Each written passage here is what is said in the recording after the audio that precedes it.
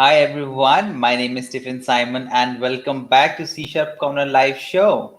And if you're joining us for the very first time, we do this C Sharp Corner AMA show every Thursday at 7:30 p.m. Indian time zone and 10 a.m. Eastern time zone. And if you're joining us, let us know in the comment section below that which location is it. And since today's session is about open source projects, let us know if you have ever contributed to any open source projects or even how often you contribute to your personal GitHub or any other platform.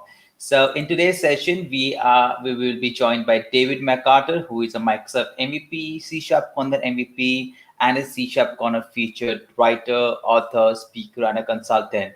David has also won many awards, ran a user group for more than 20 years, and is a patent inventor. In this live session, if you are a software developer, you can ask him anything regarding software architecture, open source, more focused for this show. So let's go ahead and invite our guest of the show, David McCarter.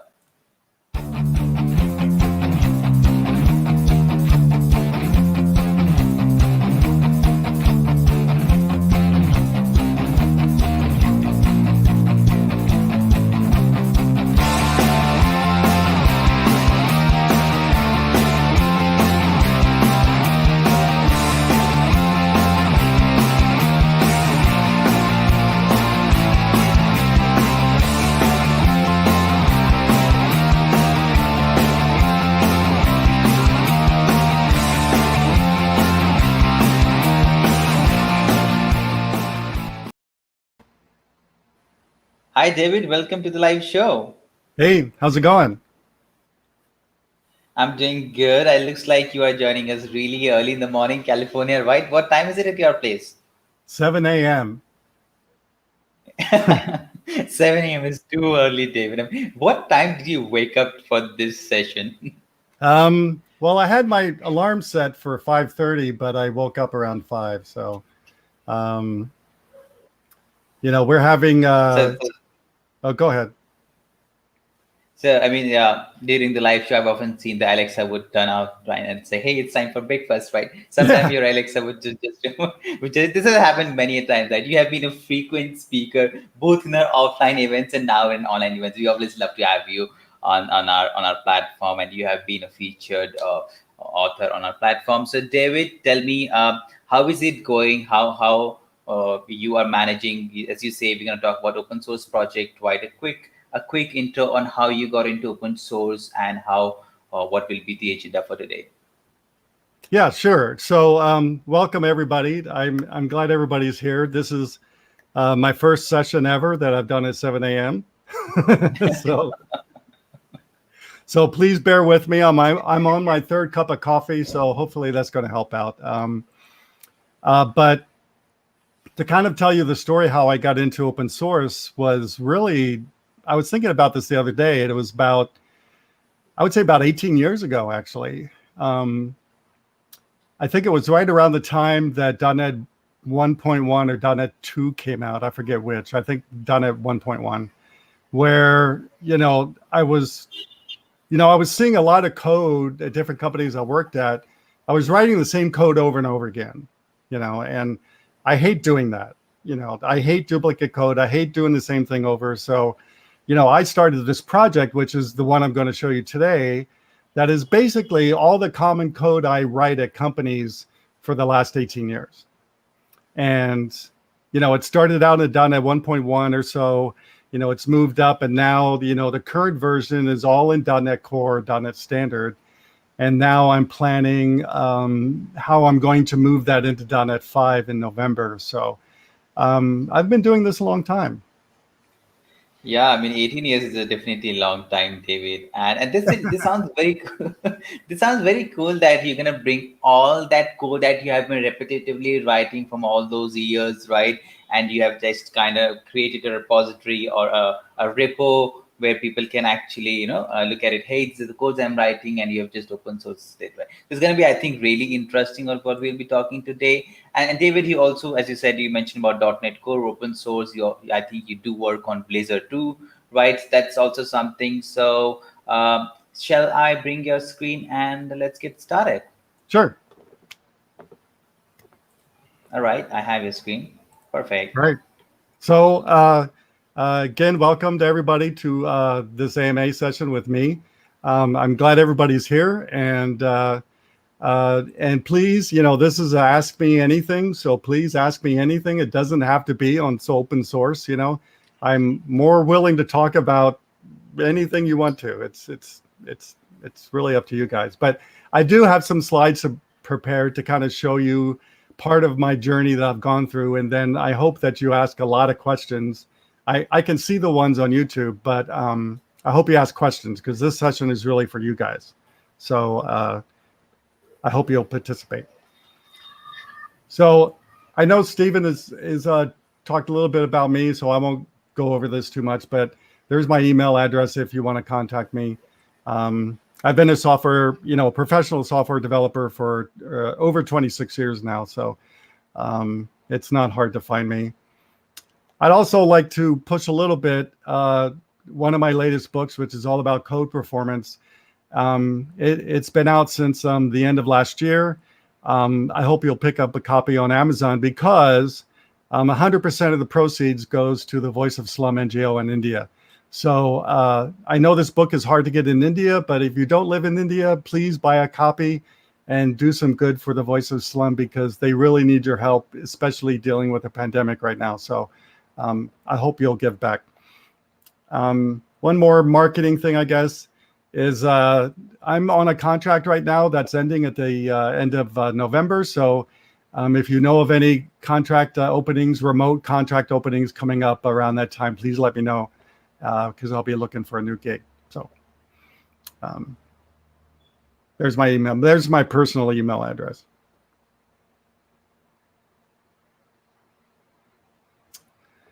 So let's talk a little bit about open source. But before I forgot, our summer in San Diego finally hit last week. So I'm already sweating. So I had to open up all my windows and stuff to kind of cool this place down. So also, I forgot to say, please stay safe from this horrible pandemic that we're dealing with. I found out Sunday that my daughter has COVID-19. So please be careful out there, and because I want to see you back at one of these, or back live at the C# Corner Conference, maybe next year or the year after, who knows. Okay, so let's go over the official, I guess, description of what open source is. And this is from Wikipedia, and I highlighted the things that really mean the most to me, and that is, the use of code, design documents, or content, and in our case, it's mostly the code part. But, open source is basically just a way to put your code out there and have other people use it.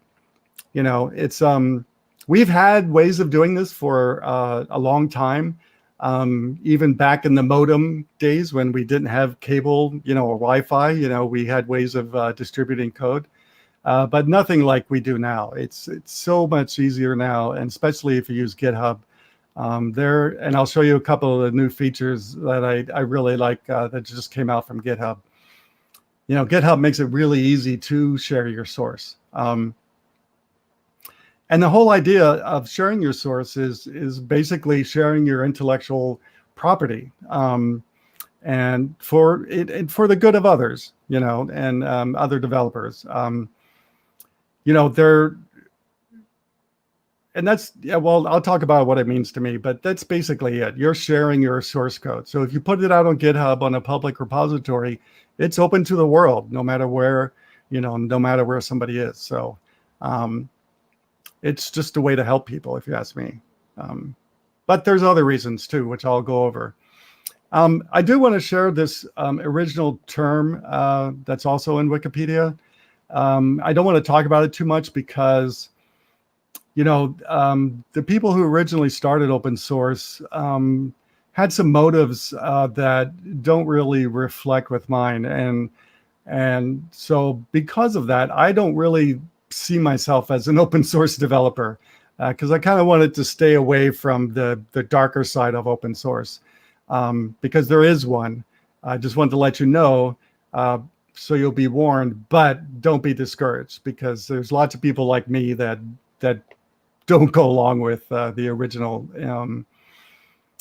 mantra of open source, I guess. But it's basically just free software, free code. Back when I started programming a long time ago, we had the way we shared applications, and this was back in the modem days. We had a term called freeware or shareware. Freeware was free software you could download from a BBS system and use it all you want. And actually, I think my first project I did was freeware. The second project I did was actually shareware. Shareware is a way we used to give software out for people to try for a limited time, and then if they liked it, they would buy it. And I actually made money back then. I sold software for around $25, and this is back in the 90s. And I have written other stories about this, but there was a time where I was shipping more software than I really wanted to, because it took time away from writing software. So we've had other ways of sharing things ever since the beginning. But like I said, in these days, it's a lot easier to do it, and a lot easier to get paid back for it. And a little bit about that I'll talk about too. So like I said before, what does shareware really mean shareware, open source really mean to me? And to me, it's always been a way for me to share my code to help other developers in the world. That's basically it. And the repository I'm going to show you is exactly that. It's like I said in the beginning, it's a repository that I've been working on since .NET 1.1 about, and I've always given it out for free. And because I want to help other developers. I not only do I want to help myself, which you'll see when I show you the project, but I want to help other developers make their coding life easier. That's really what it means to me. And again, there's other reasons this is a good idea, and we'll go over some of those. Yeah, please ask me questions on YouTube so I can see them. So besides just helping others, what are the other good things about doing an open source project? Well, it's really great at getting a job, because when you apply for a job, you can put your repository on your resume, and people can go look at your repository and see your code and see how you code, maybe get an idea how you think, and they'll see how well you wrote the code. Which is a good thing, especially, I've been interviewing software developers for 26 years also. And this is important for me to see during a job interview. I have another story that's on a video about a guy who did have an open source. He was more of a beginner, and he had some JavaScript code out there. And he, told his prospective employer about his repository. And during the interview, he mentioned that he has a repository, and the employer brought up a piece of paper going, "Do you mean this one?" And he said yes, and the manager said, "Well, this JavaScript coding needs a lot of work," and he admitted that it did need work, and which is a good thing to do in a job interview. And then, the manager spent 2 hours showing him what was wrong with it, and then the manager hired him. That's a really interesting story, if you ask me. So it's a really great way to get a job. And my open source repository is on my resume, so people can go look at it. And I'll talk a little bit more about documentation, things like that, which is very important, especially if you're using this to get a job. It's a great way for publishing code for sessions, conference sessions, and books, or whatever you want to do. You can even, with GitHub, you can even publish just one code file. You don't have to have a whole repository using GitHub. I do that for some of my articles. So it's a great way of putting that out there for people who buy books and things like that. So if you buy one of my books, you can get access to my private repository just by asking. So, and another thing I thought about was, having an open source project and dealing with issues or suggestions and things like that, gives you more experience on developing, dealing with users, I guess, or just other developers. Dealing with people that are using your software, your open source code, is a really important skill to have. And I was lucky enough, because I did sell shareware back in the 90s, that I dealt with this a lot back then, because I did everything. I architected the app, I coded the app, I put it out for free, I took orders, I shipped orders, and I had to deal with users. So I learned a lot just by that process, and I can't tell you how important that was to my growth as a developer. So it's a really great skill to have, and if you want to travel the world and speak at conferences, I guess. So there's lots of great things about doing open source.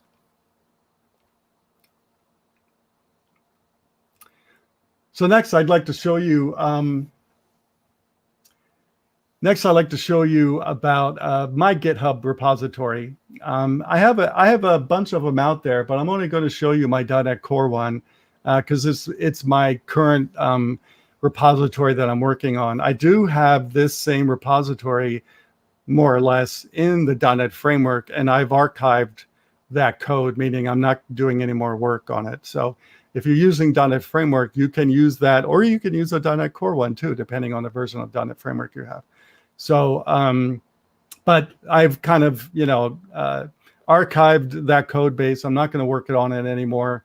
And, probably when .NET 5 comes out, I'm going to archive this one, except for bug fixes, and just work on the .NET 5 one, because that's where everything is going in the .NET world. And, based on my preliminary performance tests I've been doing against .NET 5, so far, I'm very impressed with the .NET 5 performance, because you all should know that is a really big deal to me. And so far, most everything in .NET 5 is faster than .NET Core 3.1.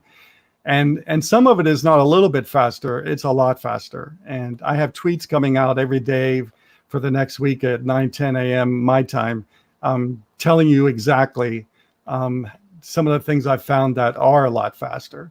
And so, as you know, especially dealing with the cloud, you need to squeeze every ounce of performance you can out of your code. So that's why I'm pretty much going to move to .NET 5 and only do bug fixes on this one once .NET 5 comes out. But anyway, this is my main repository. It's under real.NET Dave, and it's called .NET tips.utility.core. And this is the top of the main page. You can see there, if you go into source, and I'll show you the project in a little bit. If you go into source, you can see all the projects in there and everything. But I do want to point out a couple things that GitHub has recently added that I'm really interested in. And the first one I've already done, and that is releases. So, GitHub, I'm not terribly aware how GitHub really did this, but back in older source code software, it was pretty easy for us to say, okay, all this code right now is part of a release. But now in GitHub, you can actually do that, and it's pretty cool. So when I released, a new version of this on Sunday, because I released a new version of the code and the NuGet packages at the same time. And so when I released a new version of this on Sunday, 6 days ago, or something like that, I can actually make a release. So what the release does in GitHub is it basically takes all the code at that point and zips it up, and that's the release. So now if someone wants to go back to a specific release of my open source project, they can do that. And so I really like this feature because it's, we used to use tagging and other software before to do this, but this is really neat because it just zips it up and that's it. That's the release. I think you can delete them, but if you see a release on my open source, that means that's a release for the NuGet package. I mean, I might update the code between NuGet package releases, but it won't be this kind of release. The other thing, which I haven't done yet, which I will for the next release in November, is that you can now create packages right from GitHub. So I don't know exactly how this works, but I'm going to explore it for the next release at the beginning of November. So look out for that. So that way I don't have to do the whole GitHub thing. It'll automatically put it up there for me, hopefully, and I'm done. As easy as this GitHub can make it is really, I like. So this is the main page of the open source repository. I'll show you the project. Sorry. There's the project. There's nothing, it's not super hard to understand, but you can see here I have under solution items, I just have my editor config, and then I have a separate folder for unit tests. So everything is unit tested. And then here's what's currently in my repository. The ASP.NET one is not released officially yet. I'm still working on that. And I have another one for NAD framework, and I have another one for Azure that's currently in the works too. So I'm working on those. And I broke it down. I added a new one for this release called Common, which just has common things in it like exception types and control characters, things like that. The one I use personally the most is extensions. I've written just a ton of extensions for all kinds of different types. A new one in the next release is link extensions, which I just added like a day or two ago. And so this is what I use the most.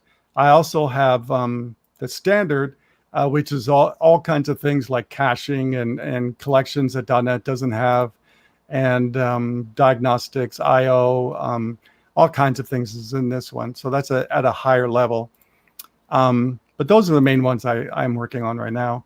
And I work on this pretty much every week when I have a little bit of downtime or a few minutes to spare between a meeting or something like that. Because, the work, in this project never seems to be done. And I also don't have enough unit tests just because I've been focused on the code. And, creating unit tests in .NET Core is not near as easy as it is in .NET Framework. So I've admittedly been kind of lazy. It takes me like 4 times the amount of time to write a unit test in .NET Core than it does in .NET Framework.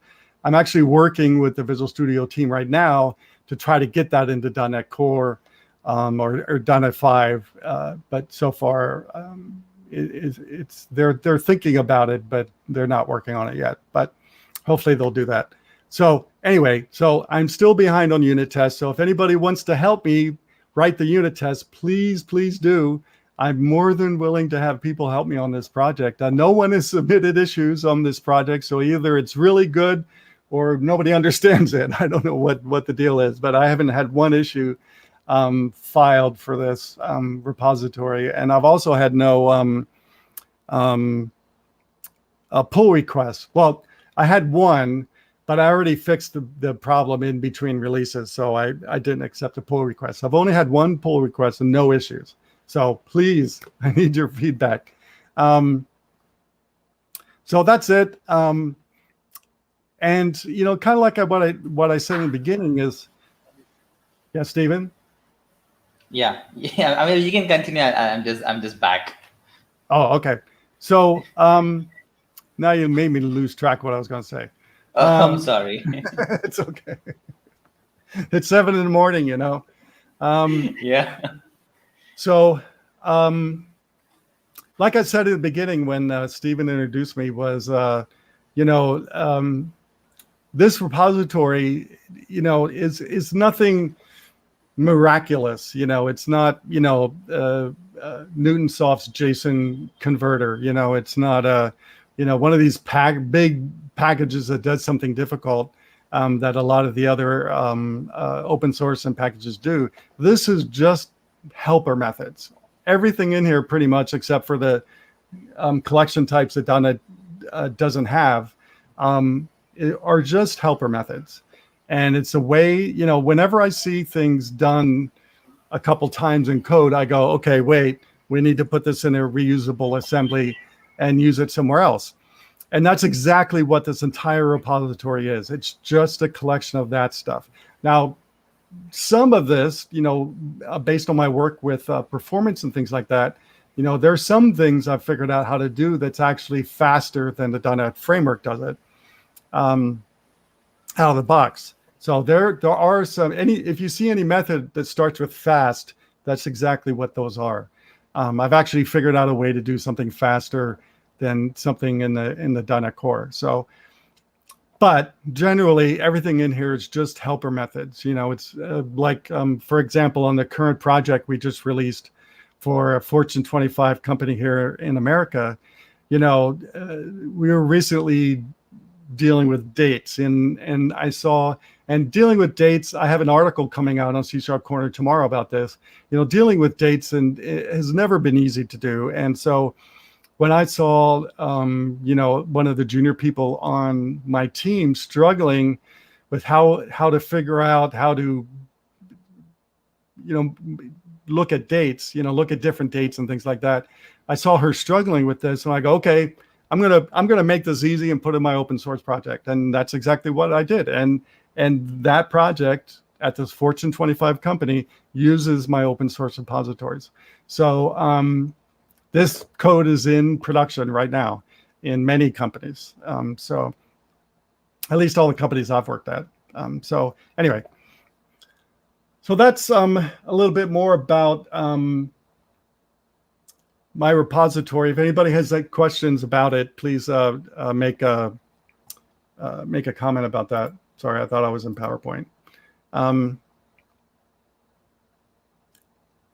So something new that just came out pretty recently from NuGet, and I was just accepted for this program, is not NuGet, GitHub, is you can actually make money on GitHub now too. So one of the things about open source is you usually don't get paid. Like in the shareware days, we got paid for that. Yeah, but open source, we really don't get paid, and that's not the reason I do open source. But now, on GitHub, you can get paid. You can sign up to be to have a sponsorship program on your repository or repositories, and then you can set up tiers, which are just monthly charges that will be made to somebody's credit card, so you can make some money. And I know, I've seen tweets from some of the developers that I follow that are making money doing this. I don't know how much they are making, but they are making money doing this. So I said, well, I should try it. So last week I set up 3 tiers, a $2 a month tier, which I kind of set up for my followers in India, because I know people there make a lot less money than they do in America.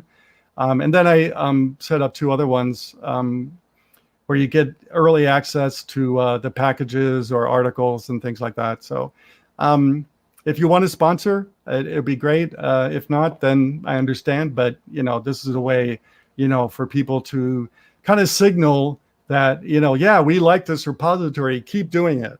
That's what it seems to me.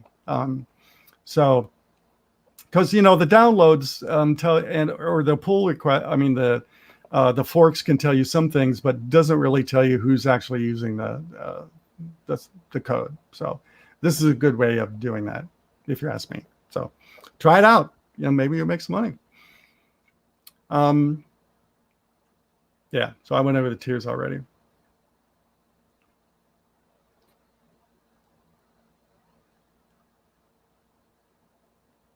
Oh, don't tell me, Stephen, this is doing it again. I told you, David, you should start moving to Google Slides or anything like that. This There's no happens. videos in this. Oh, there it goes. That worked. PowerPoint, you suck. I'm gonna edit it. No, leave it in there. I want them to hear it. I have I your said, Azure record. I have your I, Azure recording, David. There's some things that we really need to edit. oh, okay. Sorry. I'll keep my curse words down then for you then. Okay, I'm just Um, kidding. so I do want to take a minute to address maybe the darker side of open source, and I don't want to spend a lot of time on this, but you know, all I want to say about this is, yeah, come on, PowerPoint. Please remember to be kind to others in the community, and that's either people using your repository or you making issues or suggestions in repositories. Please be nice. People are doing this, mostly out of the kindness of their heart, and there's no reason to attack people. So please just be kind. And that might be easier for developers in other countries, but I've heard not great things about developers here. So just be nice to everybody. We're all in this together, and and we'll get through it together, better together, right? So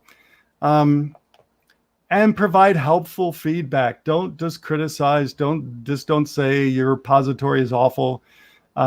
Give helpful feedback. I'm always willing to make things better, but I need the feedback. And helpful criticism or helpful support is the way to do it, not just blatantly criticizing somebody. Because just remember, they took a lot of time to do what they did, and if it's not right, then help them.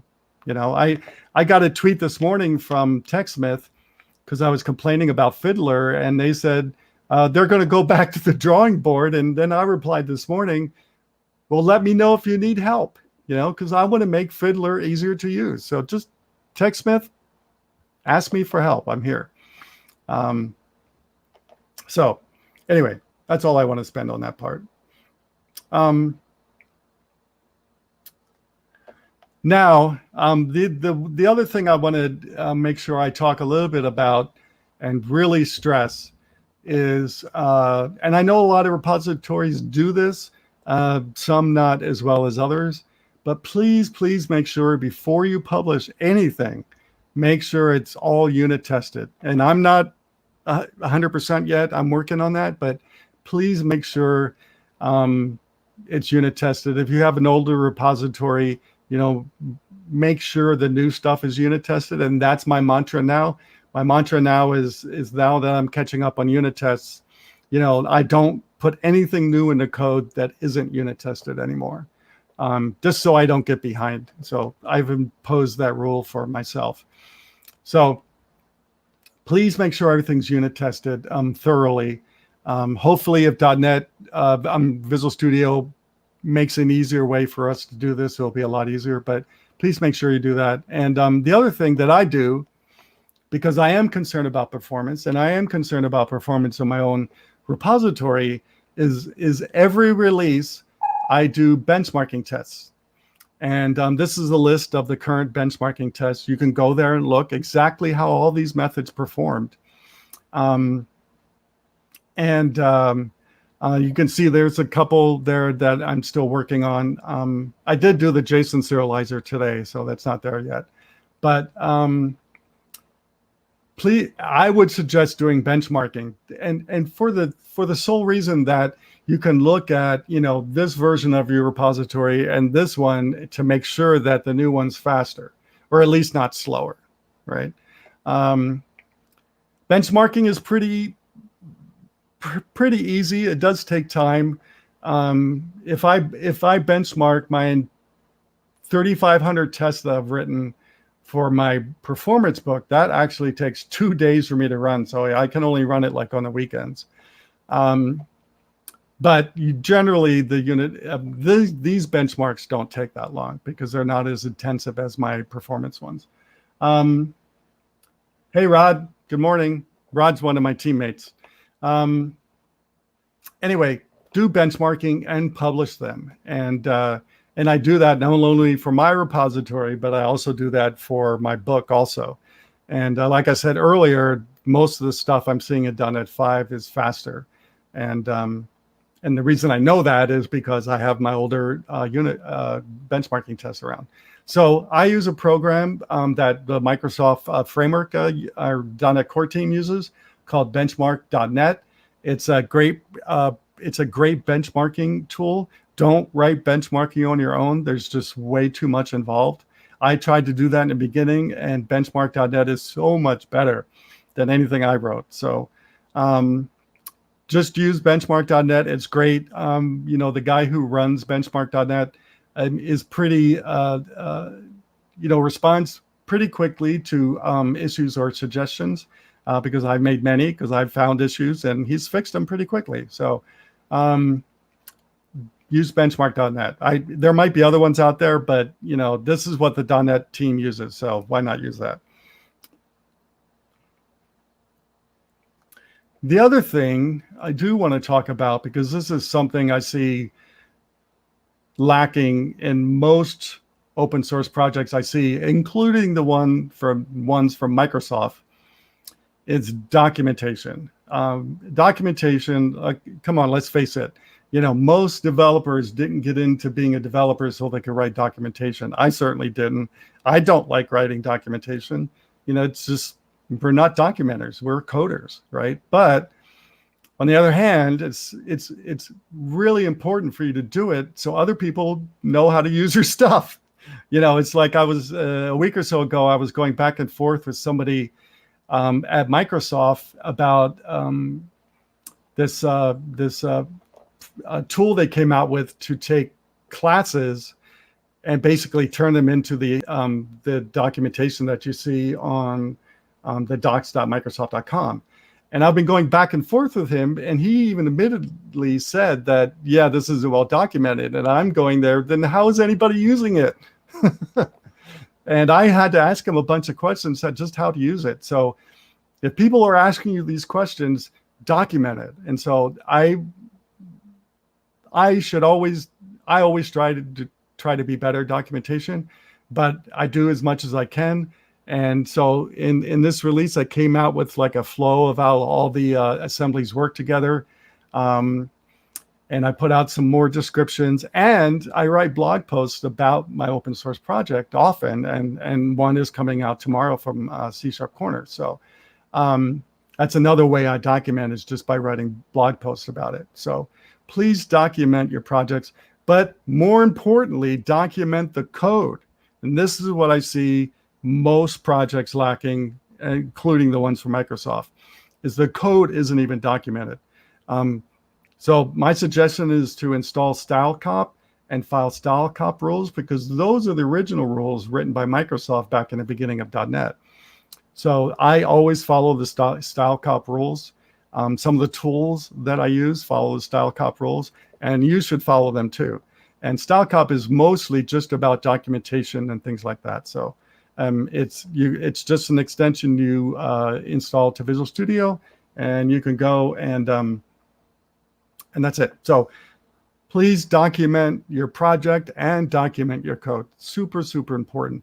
And this is also really important, more so that if you're looking for a job, you want this well documented so an interviewer just can look at it, can easily understand what's going on instead of digging through the code and things like that. I was, I think last year I was talking to one of my best friends about this, and he said, well, the code doesn't need to be documented. Just look at the code. You know what? I don't want to spend hours trying to figure out what a single piece of code does when I could just read some documentation about it. So please document your stuff. I can't stress this enough, especially if you're looking for a job. Some other suggestions I have is release source. Of course, release often after testing and docs are completed, of course. So I minimally release my open source and my NuGet packages every quarter. So I just did that. So the next one will be at the beginning of November. But I also release when if I find a major bug or something like that I need to fix right away. Then I do a minor release, but my major releases are always every quarter. And once you have a repository, no one knows it's there unless you start promoting it. So make sure you promote it on Twitter, blogs, C# Corner, not Facebook. That's not the place you document. You promote yourself in coding. There's other ways to do that. So use these ways to get the word out about your repository and get people using it. I think my NuGet packages are over 10,000 downloads now. So somebody's using it besides me. And write posts about new version. So that's what's coming out tomorrow from C# Corner, is some brand new extension methods I did for the datetime and the datetime offset types in .NET. So look out for that tomorrow. But I always try to write at least one article about my new release every time I come out with one.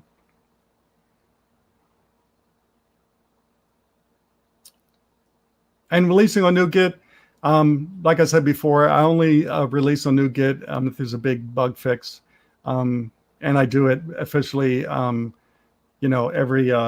every quarter, and then I promote it, like I just said on my last slide.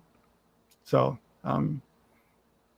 if you have an open source repository, generally I feel that it should also be on NuGet so people can just use it.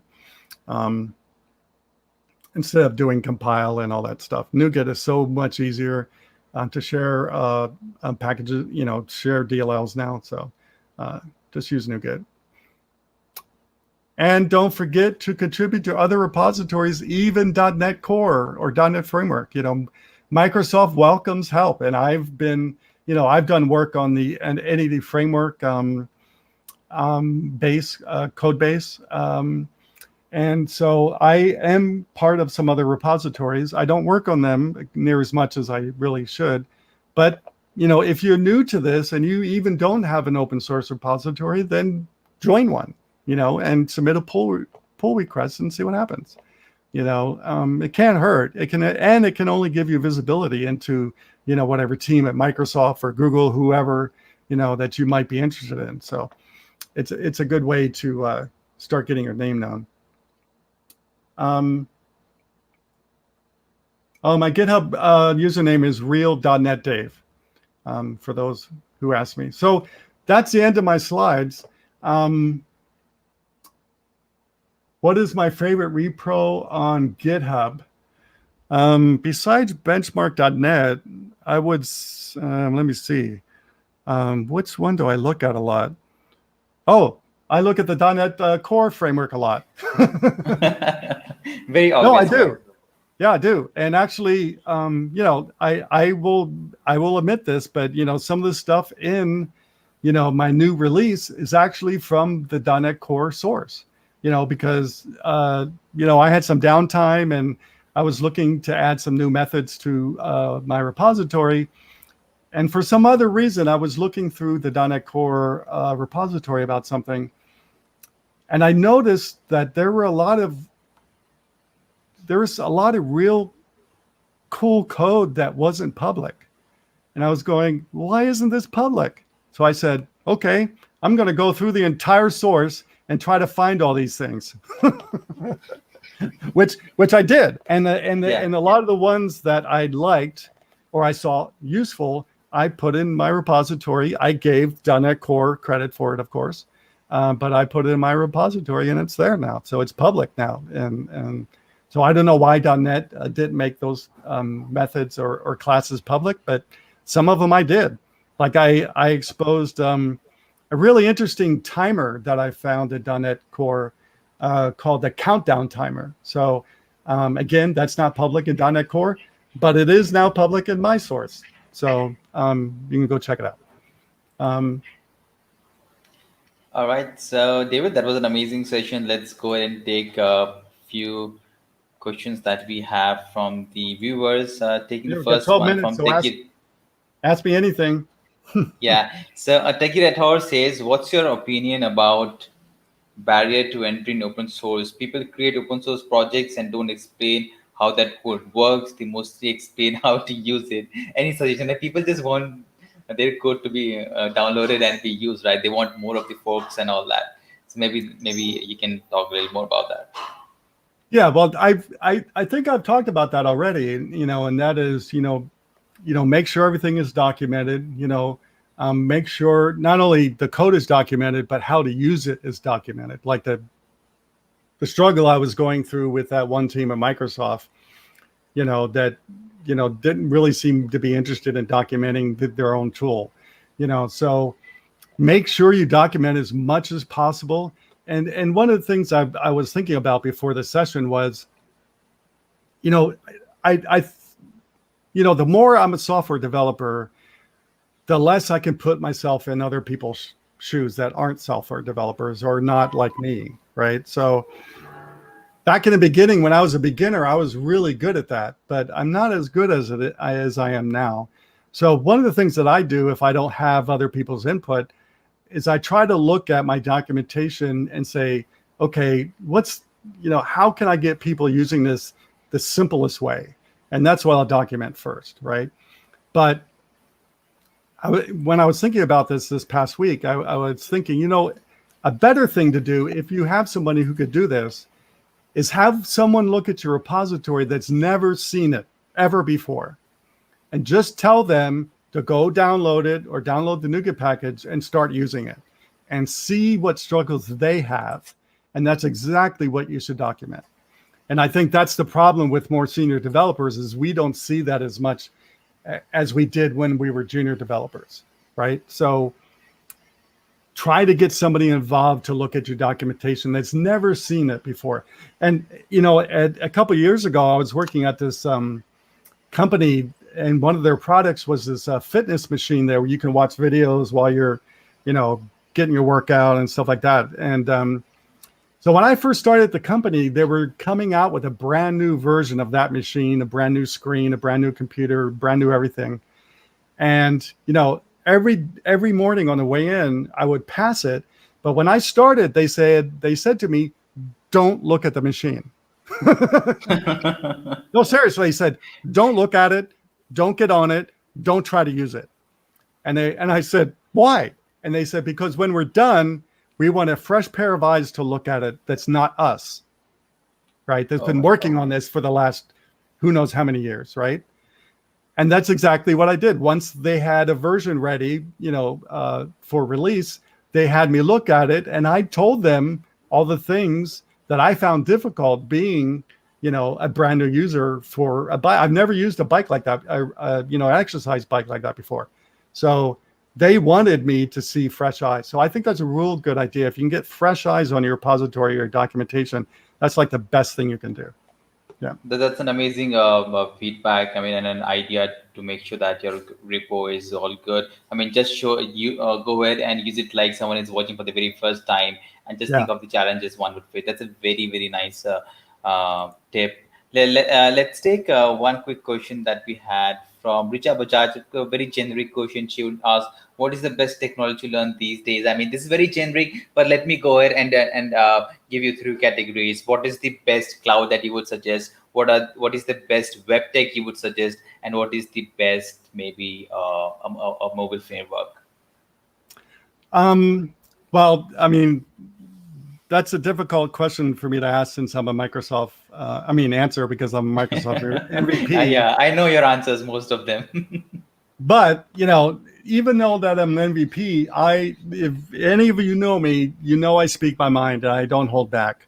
That gets me in trouble sometimes, but, I use what works best, for me at least, or my teams. And so let's go to cloud first. So I have used in production both AWS on multiple projects and Azure, not enough on Azure, but it seems like in Southern California, AWS is more popular than Azure, unfortunately. So I've used both technologies. And for me, as a .NET developer, Azure is hands down better than AWS. As far as using it, everything tying together nicely. Application Insights is awesome compared to CloudWatch. CloudWatch is useless pretty much on AWS, but Application Insights is awesome. And the other cool thing about Application Insights is you can actually use it from Windows apps now. It doesn't have to be just Azure now. So for cloud, hands down, unless you are an Amazon, right? I think AWS is too much work. And the other thing I found out at one of the teams I worked on that we used AWS is, if you have AWS, you pretty much have to hire somebody dedicated just to run the dang thing. So if you're going to use AWS, make sure you hire an AWS expert. I mean, a DevOps expert, not a programmer, a DevOps expert, because AWS is a lot more complicated to set up. So, smaller projects, smaller websites and stuff like that, I think Azure, especially if you're on the .NET stack, Azure is the way to go. And, I even made a comment about this yesterday that, one of my friends, not only are we living through a pandemic, but now my state's on fire.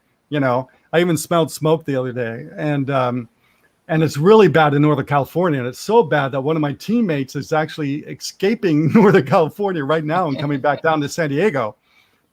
And then I heard somebody else get evacuated this morning. But yesterday, one of my longtime friends, Deborah Carrata, who lives in Northern California, tweeted something that, the California Fire website was down.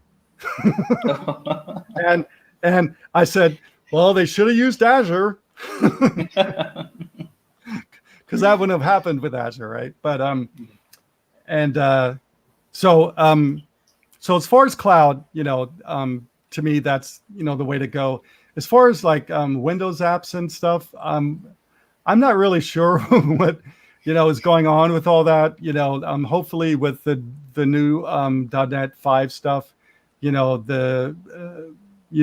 apps in .NET Core will be easier, because right now, it's only been added recently, like in the last year, not even a year. And so I see that picking up, but I'm still kind of in a wait and see kind of thing with that.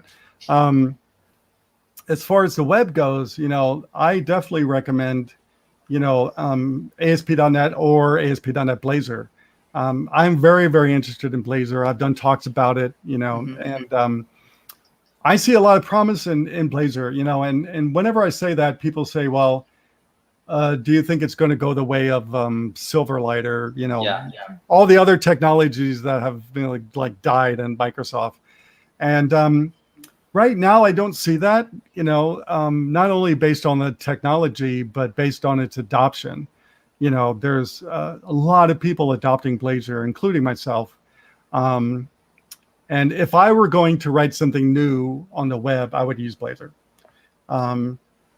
Because it has a potential of being faster than even ASP.NET. And it's just much easier, to write user experience code in a web, in a Razor page. So anyway. Let's point that this Blazor is more for a .NET developer or the guys who come from a C# background, right? It is kind of leaned more towards them, right? So that's one. Yeah. But the good thing with C# is C# is the original part of C# was developed from Java, and so C#. I mean, I haven't used Java in a long time, but if you use Java, C# shouldn't be that much of a stretch to learn. I can't really say about the other languages, but I don't think C# is really that hard to get into. And if that's a barrier, use VB.NET. VB.NET is even easier. I mean, that's what I started with. I started programming officially in this world using Visual Basic 2. So not VB.NET, Visual Basic 2 back in the early 90s. So that's how I started. And and people might say, oh, you're not a real programmer if you use Visual Basic. Well, but I am now. So, okay, that makes sense. You are now. Yeah, well, you have to start somewhere. And to me, the language shouldn't be the barrier to get into programming, right? Yeah. You should, and this is what even the beginning of .NET I suggested to my students, is learn the language that's easier for you to learn first, right? So if you come from a VB background, then I recommended people to get into VB.NET. If you come from a C++ or Java background, then I recommend people get into C#. And I always told my students is once you become proficient with one, then become proficient with the other, right? Yeah. Because different, like, I can only really speak about America, but different pockets of America lean more towards one language or the other, right? On the West Coast, everybody leans towards C# because of the background everybody is from here. On the East Coast, people lean towards Visual Basic.NET, right? The entire country of Germany leans to VB.NET, right? So that's why I always tell people to learn more than one .NET language, because it might be really useful to you if you change jobs or move somewhere else.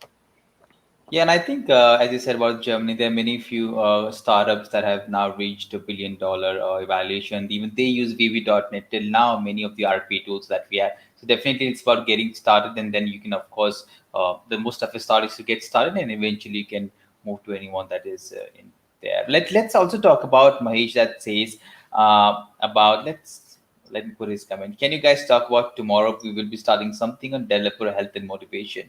So, David, I do see that you have some articles on staying healthy tip, how to keep your wrist pain free, right? World pandemic is showing working remote from home. These are the quite a new category of articles and the content you just started putting on C# Corner, right? So, would you like to quickly go ahead and talk what is it and what made you write these content? Well, what made me write the content is actually Mahesh. No, really. Back in 2018, I was in Philadelphia, speaking at the Code Camp there, and in Pennsylvania, the state Pennsylvania here in America. And the day after the conference, I was born back east and grew up as a little kid back east. And so all my relatives still live back east. I don't have any relatives out here at all. And so, the day after the Code Camp, I was going to drive down to Maryland, which is south of Philadelphia, to spend a day or so with my aunt and uncle, my favorite aunt and uncle. And they have a house on the lake. And Mahesh said, "Hey, why don't you stop by my house?" And I go, "Okay." So on the way down, I stopped at Mahesh's house, and we talked and chatted. And one of the things he said was, "Dave, I want you to start writing articles about health." I said, "Okay." So I have had it in other articles, but my latest article in C# Corner, which I think the last time I checked had like 1.3 thousand reads. Yeah.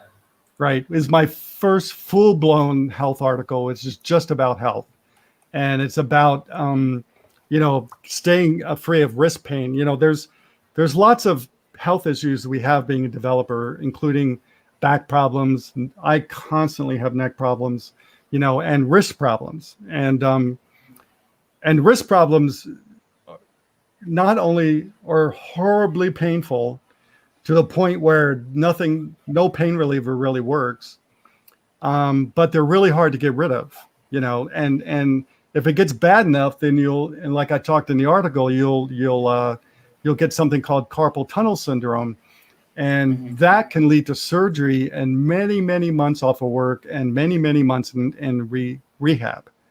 And so you don't want to do that. So, when I think about that, the first people I think about are the checkout people at the grocery store, right?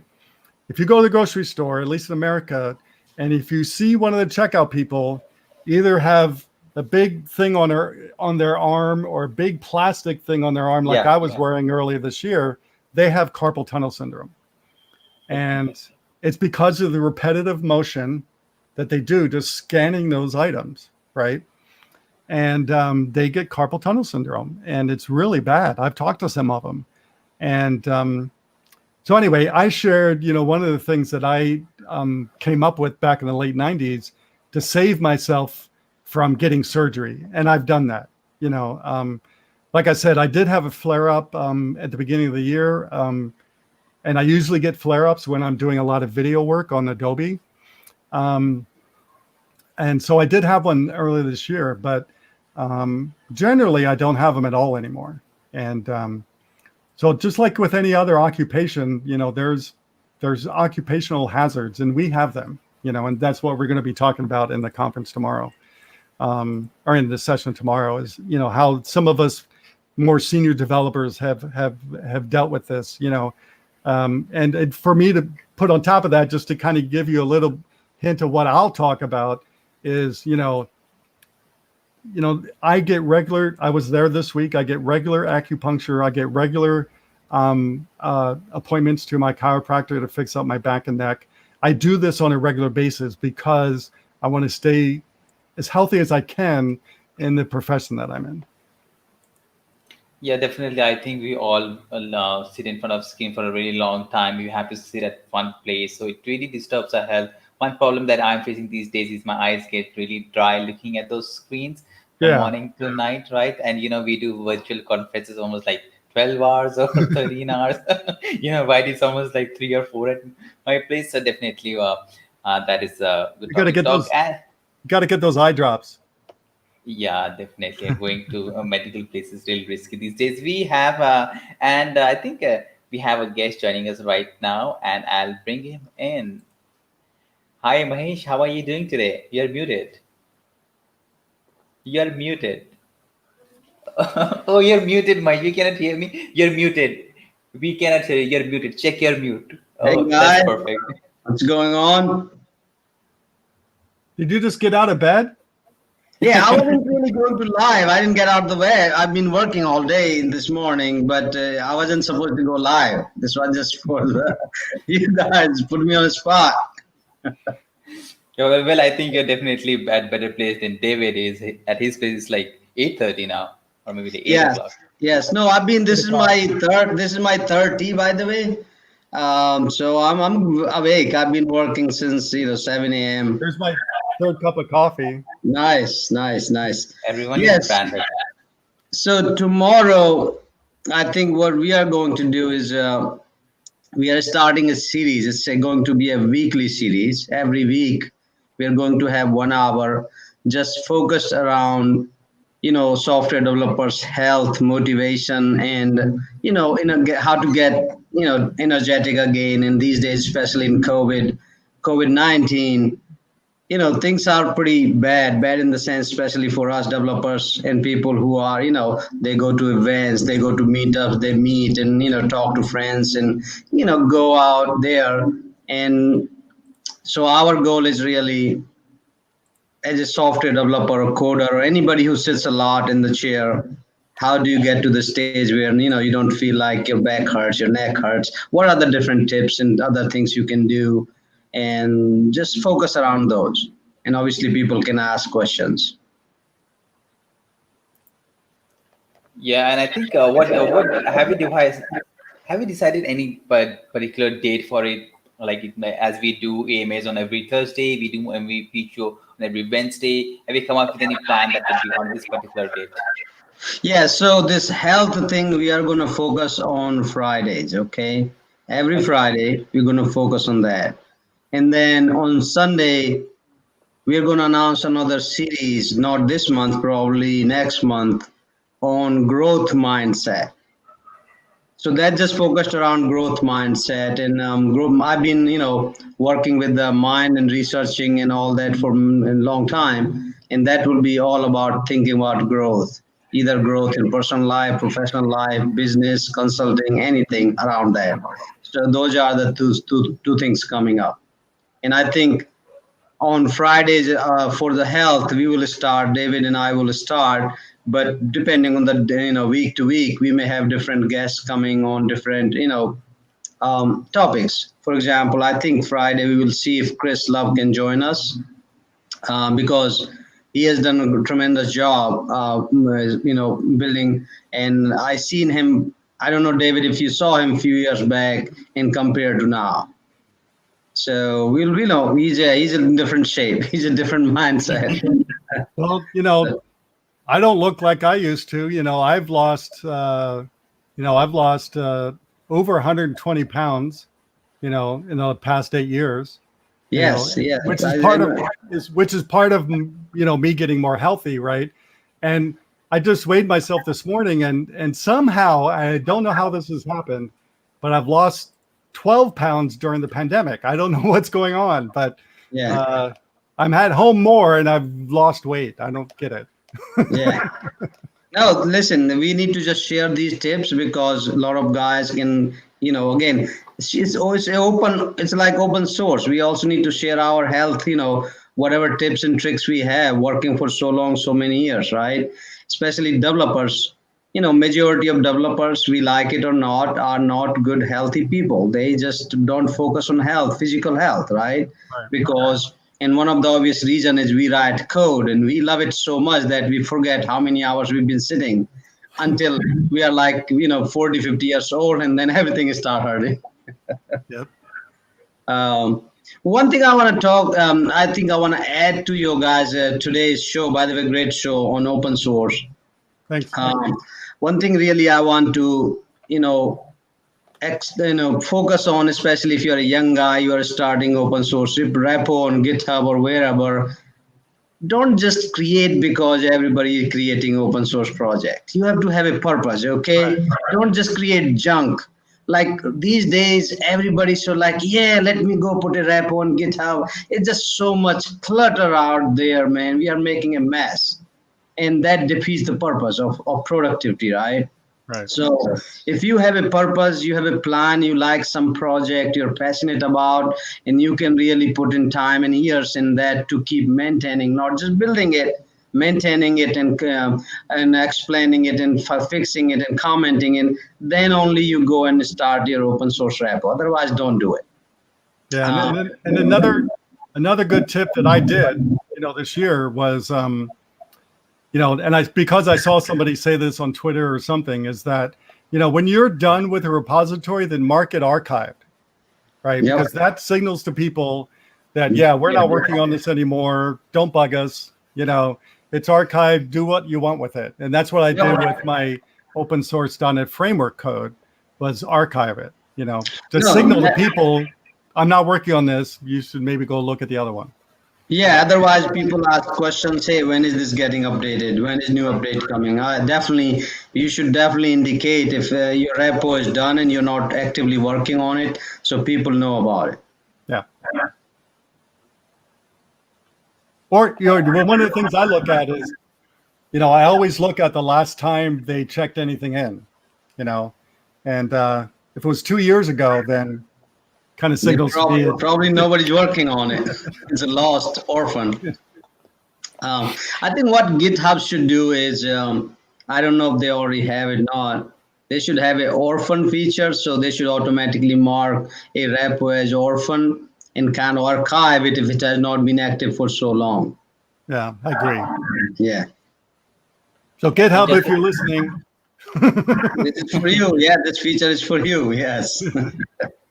Yeah, I mean, this is a feature that we do have in forums. If a discussion is not active for a very long time, it gets closed automatically. We do have in forums that maybe, this is a good feature. And I would definitely I agree that you said that people would just go and commit it just to have those green dots on their profile, right, to fill it up green. So yeah, people often do it. Yeah. Yeah, remember, it's not about the race. It's not about the quantity. Don't become like a sheep, right? You got to become a lion. You don't follow what everybody's doing. Well, that's what I recommend. When I talk to junior developers, about an idea they might have or they're thinking about or something, one of the things I always say, because this is what I do, right, is if, I say, before you sit down and start coding that, see if someone else has done it already. Yes. Right? Because what's the point of just redoing what someone else has done, right? Correct. So do something new and different, right? Because that's what's going to get you noticed. And and take some time and think about it, but research first. Like, I'll give you an example that happened to me a week or so ago, right? So a couple weeks ago, I came up with the project I wanted to do based on something new that I've added to my open source project. And it's about documenting your assemblies, right? And making a markdown document for your assemblies, right? And that's why I was talking earlier about, I was talking to the team at Microsoft who does that for docs.microsoft.com, right? Because I was searching for something that would document my assemblies, you know, all the comments and stuff like that. And so I could put it on my repository, right? So I talked to another developer, you know, she was interested in helping me with this project. But again, like everything else I do, I said, well, maybe someone's done this already, right? And so I searched and I found out that there's at least 3 packages that could work, right? 3 tools that could work, one for Microsoft, right? And the one I decided I liked the best basically does what I wanted to do. And I go, okay, then why should I write it if someone else has already done it, you know? Yeah, and the chances are, if it's a common problem, it's not a unique problem that you're working on, it's probably already done. Right. Yeah, so that's where I agree with you. If you're trying to create your own new repo, unless you solve some problem and, you know, it's a unique way and you found it first time, then otherwise it doesn't make sense to, you know, rewrite. And that's what developers we do is, oh, mine is better than yours. Oh, my way is better than yours. So yeah, agree with that. Yeah. And I have another project I'm actively working on right now.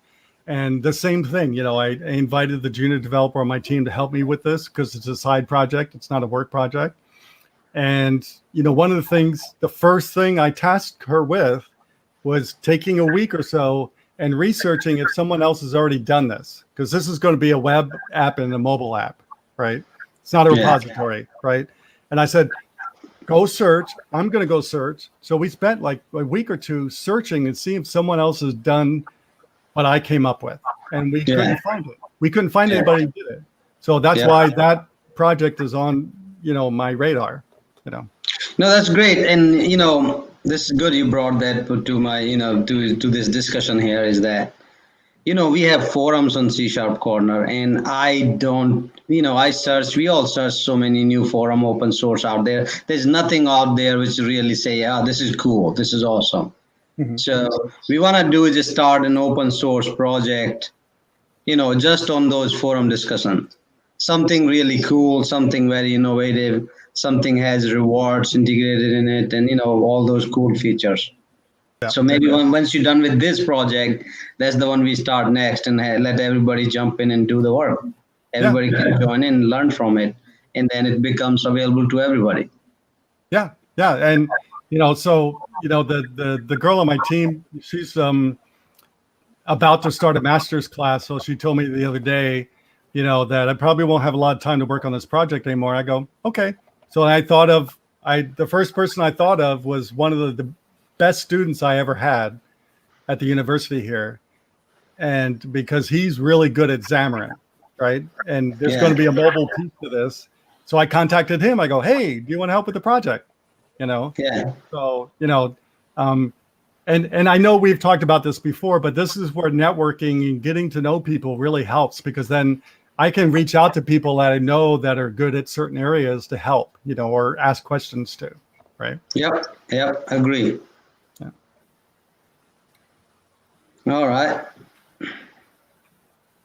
Oh, someone asked, do you want me to address the question about my podcast? Yeah, definitely. Yeah. So, you know, last year, or for about a year, exactly a year, I had a podcast with my best friend, Woody Pewitt. And, you know, the podcast actually came from my most popular article in C# Corner. And that article is called Confessions of an Angry Programmer. It's still one of the top article in C# Corner, and there's no code in it. It's not even code, right? And so since that became the top article, and I was looking around for maybe starting a podcast. I looked on C# Corner and that was top, and I go, well, maybe I should do one, based on this article. So the first person I thought of was my best friend here in San Diego, Woody Pewitt, and so we started this podcast called the Angry Programmers Podcast, right? And it wasn't about being angry. It was just, to me, it really is about being passionate, right? But because I used that word on C# Corner and everybody liked it, I put that word in the podcast, right? And unfortunately, it turned off a lot of people, So they wouldn't even listen to the podcast because of the name, and it wasn't gaining a lot of traction on iTunes and stuff like that. I really liked it, because, we were able to talk to developers, big developers, even Ted Neward, is one of the most popular guests we had, and, we talked to some pretty big names in our industry, and those podcasts went well, but it just, the word turned everybody off. And then, Woody and I sat around last year trying to come up with a new title, and we couldn't come up with one. And so we just let it go. So if anybody has a new title that would work better than the Angry Programmers Podcast, let me know. Maybe you want to do Happy Programmers Podcast. But I personally like the name because I wanted it to grab people's attention. Right? Yeah, definitely. It's a catchy name. I think it's totally catchy, but other people didn't. So yeah. Oh well. Including trying to get guests. Trying to get guests was a problem too because of the name. That could create a problem, right? So if you say, "Hey, come on, Angry Programmers Podcast," I'm like, "Well, I'm not really angry, right? I'm like, I'm doing my yoga." So well, that could be I understand, but like you send email to somebody, "Hey, we have a podcast and its title is Angry." Like, well, I am not really angry. That's how people think, Oh, I know. Even though it has nothing to do with angry. When I would reach out to new guests, to new possible guests, I would kind of explain that in the email. Once I started hearing this, then I started doing a little better intro to the podcast for guests, because, we were never angry on the podcast. We just talked about stuff we were really passionate about, and that we really believe in. Right. Yeah. So, what it'll be cool is that we have one show where we bring like a few people, few guests, and just talk about like a GitHub. What is like how to make it even better? Like I know a few things. We just find out a few things what they should be doing, right? So we take that and then that video we send it to Microsoft and GitHub team. Yeah, and actually, our podcast. I mean, like I listened to one the other day, and especially being a developer, you can't really show code on a podcast, right? So it's really hard to talk about code on a podcast. So that's why, I dedicated it to talking about other things, about being a developer or getting started in the world, or, just these different things that don't specifically relate to code, because you can't do that on a podcast. So right. And coding is more like, okay, show me the sample. Can I code the sample code? Can I copy the sample code? Yeah. Or show me step by step, right? Those are the things that people like, well, I don't want to sit through this 1 hour type myself. Like if I can copy and paste, that's probably the fastest way. Yeah. That's why podcasts are great, when you're driving to work, when we go back to work someday, and stuff like that, and so that's why we had topics that you could just listen to, because, and this is one of my .NET Dave little graphics, is that coding is actually the least part of our job. Yeah. We're coders, but to be a good coder, you shouldn't be doing it 8 hours a day. Right? Yeah. Right. And so there's lots of things like, what we're going to talk about tomorrow about medical things, right? There's lots of things about programming that aren't about the code, right? Yeah. And then even the purpose, when I talk to any coders, programmers, like um, focus should be more on problem solving, right? Yeah. It shouldn't be like how to write code. Code, anybody can write code, right? Right. What is writing code? Okay, Microsoft or these guys, other companies wrote these compilers. These are the syntaxes. Learn syntax and write, and it'll do this. Right. That's coding, right? Then how do you build that code, turn that code into a product, into a solution, right? That's the key, and how effectively you can do it. There you go. You got a name. Looks like David has a name suggestion for you. Confessions of an Angry Pro. Oh, he posted the article. I don't see the This name. is- Oh, No, look Confessions at the of a comment. Code Cowboy. There you go. And put your hat on, and you're all set. I have some hats. Yeah, there you go. Hey, while we're talking, I want to announce something cool. We just got these new wristbands, and I want to take this off and share. This is something we are testing out and see what people think. This is a community wristband. It's available in the US only, and it just basically has a community, and it's a three color, basically C# corner colors, and it just talks about community. So I'm going to ship that to you, David, and your T-shirts. And your size is what do you think? Extra large? What is XL. it? XL, yeah. So I'm gonna. I have a bunch of packages ready already for some speakers. I'll be shipping some XL T-shirts. We got the cool T-shirts. They just says, come, share, inspire. Pretty cool. I'll ship you back one of my bumper stickers. Awesome. Awesome. I should have one and hang in my bag. Yeah. I have some magnets now. Yeah. And then yesterday I ordered lapel pins. Okay. I mean, I don't know what I'm going to do with those, but the sticker is pretty cool. Put it on your collar when you talk. Yeah. Yeah. It just says rock your code. Okay. Yep. Yep. Cool. Sounds good. So anything else you guys want to chat about? There's one question in the comments. If you like, guys, like it's about .NET and .NET Core, how to get started and will it survive or something like that. Yeah, so I mean, I can jump on. We both can jump on.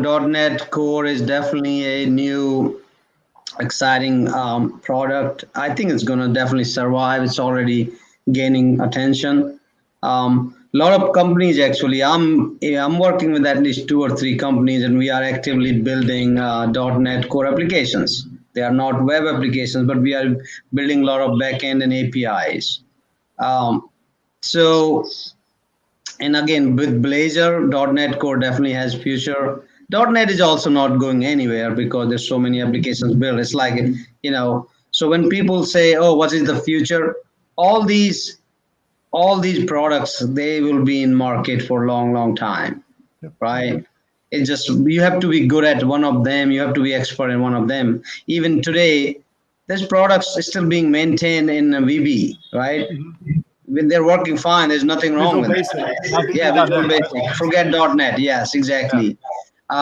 There's, so it's not really .NET Core versus, Blazor versus, Angular versus React. You just need to become a problem solver. Then learning these syntaxes it's not a hard thing. No, and for his question, if you know .NET Framework, you know .NET Core. Yeah. Right. It's not. Yeah. Yeah, and I will tell you, from when I did this, when I moved my open source project from .NET Framework to .NET Core, most of it, I would say 90% of it, I just moved the classes into a .NET Core project and they worked. Yep. Yes. And Microsoft is even building some. I think they're going to announce, if they have not already, a tool that may even convert your full project, full-blown website into ASP.NET Core. Depends on how big and what library it uses. Yeah, but that's one thing I want to make sure that this person knows is that if you know .NET, you know .NET Framework, you know .NET Core, and you know .NET 5, right? And you might know Xamarin. You can do a lot of things with .NET. And you And might C not know the new syntax stuff in .NET Core and .NET 5, like the is they have out now. There are some new things, of course, in those languages, but if you know the framework, you know .NET Core. There's not Yeah, really and much of a then difference. yeah, a new thing everybody has to keep learning, right? Yeah. That's the key. So if you are moving from .NET 4.x to .NET 5 or 4 Core 3.1, you still have to go and read what are the new syntaxes, what are the new features, what are the new way to build things, right? That's Right. part of our daily lives. Yeah. But most of the code should work, right? Yeah. Yeah. Except for WinForms, maybe. Most of everything else should work. WinForms are supported now. I think WinForms, WPF, they both will be supported in different ways. It's not fully supported, but yeah, some parts are supported. For example, I think in .NET 5, you will be able to bring WinForm controls in Yeah. WPF applications and vice, if you so things like that. And that's that's also reminds me of someone asked me earlier, what's the best cloud to use, and that's one of the things that I've really liked about Microsoft, and they've been better at this at certain times, but they've always tried to make the path easy to get into something new. Yeah. Right? They've always made it easy, even back when we were switching from VB to VB.NET. They had a conversion tool that you could use to convert it to .NET, right? And so they've always tried to make things easy, to keep things going, as opposed to just saying, okay, that's it, we're starting all over again, with something brand new that is not compatible with the old stuff, right? But even when .NET came out, it was compatible with VB, right? Yeah. And VB could talk to .NET. So they really did a lot of work to make sure during the transition from VB to .NET that things were easier for us, right? Yeah. Yeah.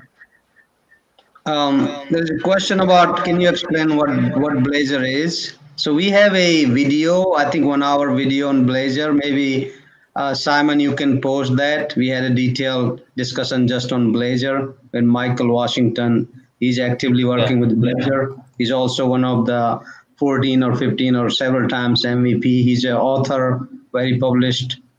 He writes blogs, articles on Blazor. And he's a really nice guy. Yeah, he's a very nice guy. You meet him, humble. Yeah, definitely. Yeah. So that's where you can learn Blazor. .NET Core, there are a couple of CMS built in .NET Core. They're open source.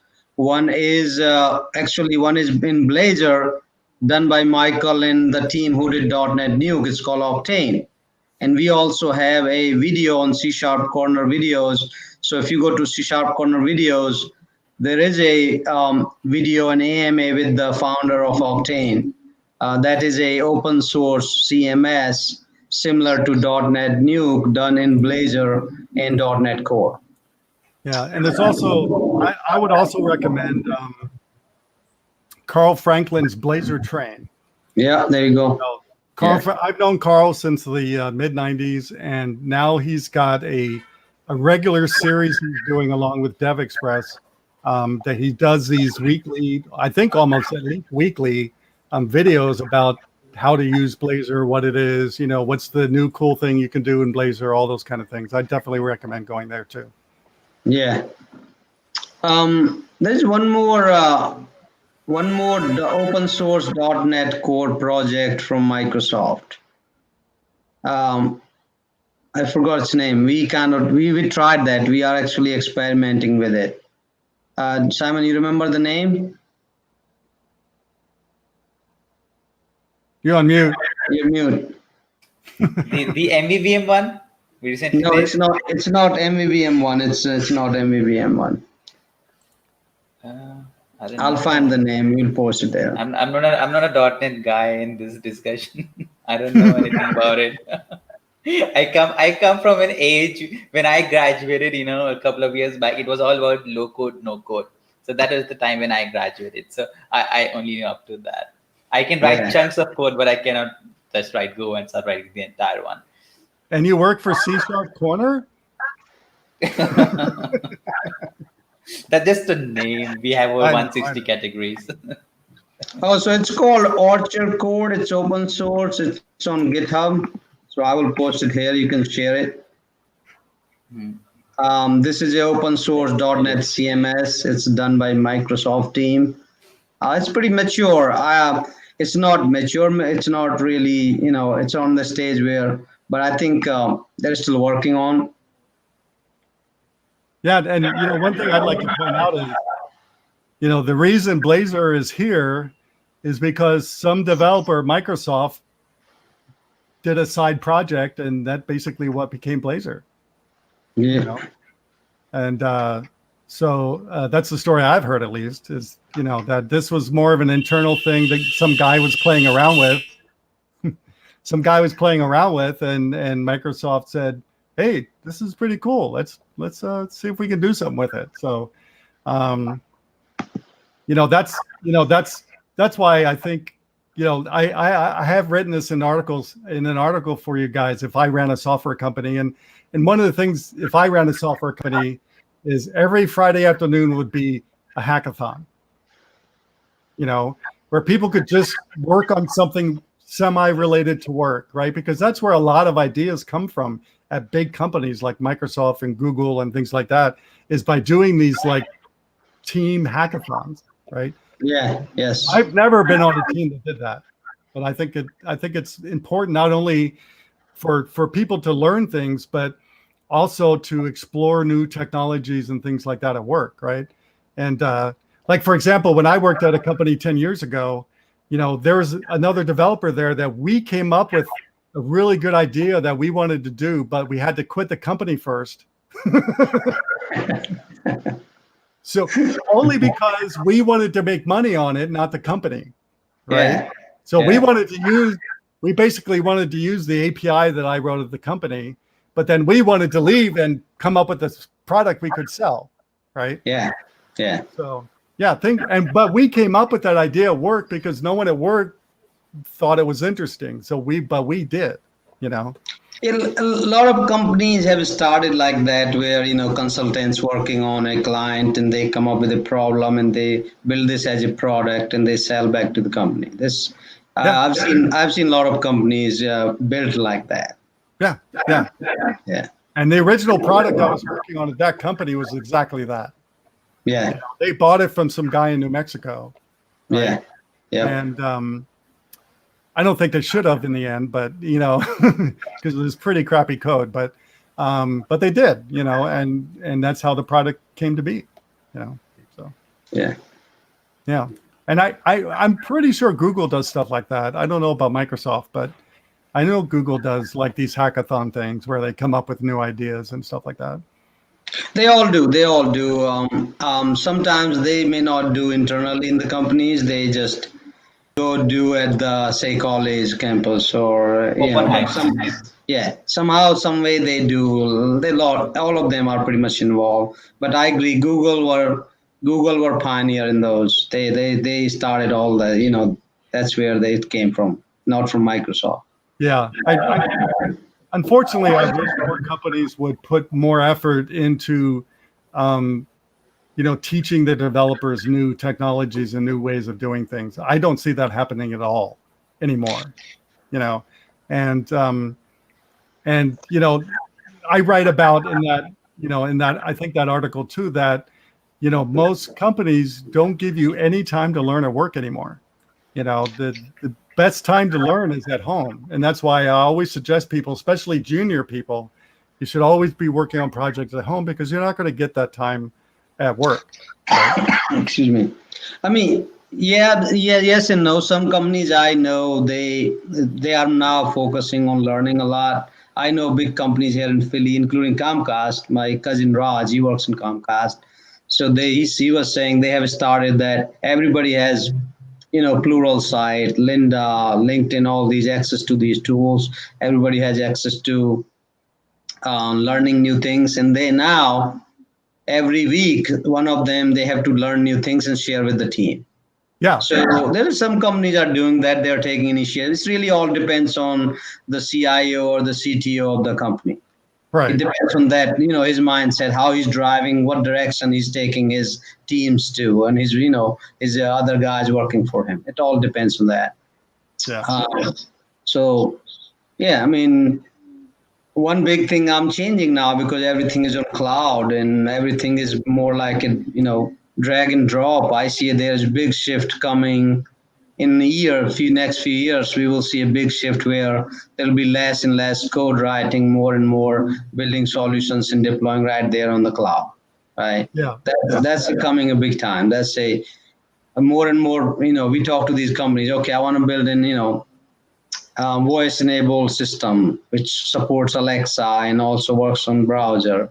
Guess what? You go ahead. Anybody can pretty much build those applications now. You don't need to even know a programming language anymore. Yeah, and that's I actually I'm always been a dreamer, and I've always thought about the future and things like that. And quite frankly, I've been thinking about what you just said for a very long time, and I thought we would be there by now, Yeah.